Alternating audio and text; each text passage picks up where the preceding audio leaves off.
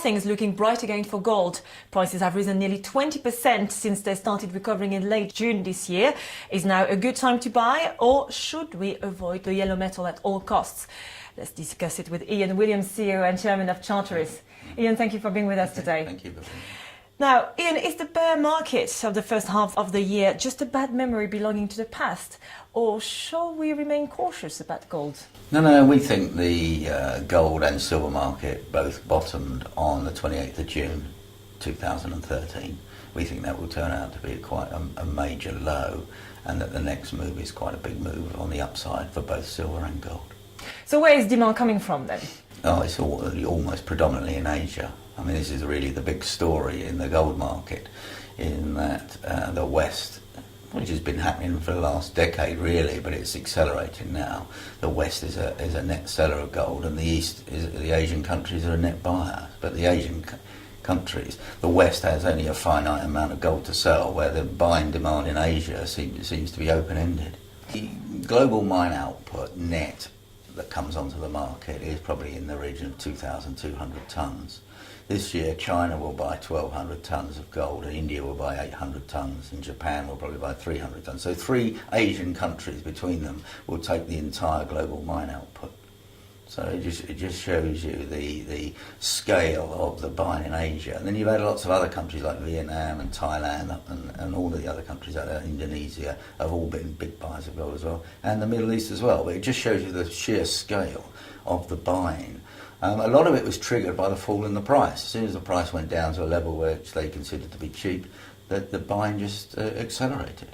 Now let's talk about your fund, because since the market bottomed at the end of June 2013, the Way Charteris Gold Fund has been the best performing gold fund, in fact, in the UK. So how did you achieve this?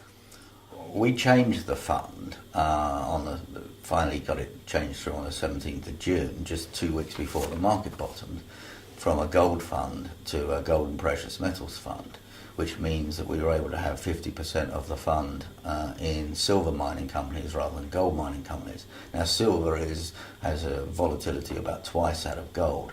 So for every 10% gold goes up, silver will go up to 20-25%.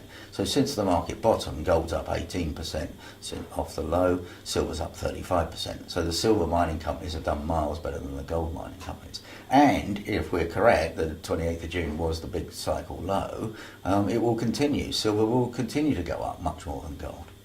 Your favourite gold companies? Gold companies, we tend to, the 97% of the fund is in Canadian domiciled mining companies, both gold and silver. Of the gold mining companies, we tend to like Agnico, the medium-sized ones really, Agnico, Eagle, Eldorado, companies like that.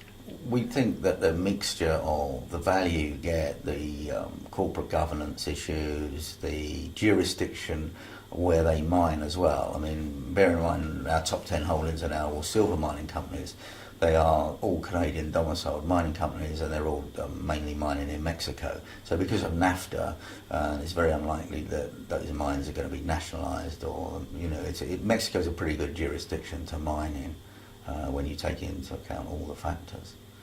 So to sum up, Ian, you're bullish on gold? Oh yeah, I mean, we put out a forecast 2-3 months ago that silver in particular, we think gold's going to go to $2,400 an ounce without too much trouble, but we think silver, the big play, silver's going to go to over $100 an ounce.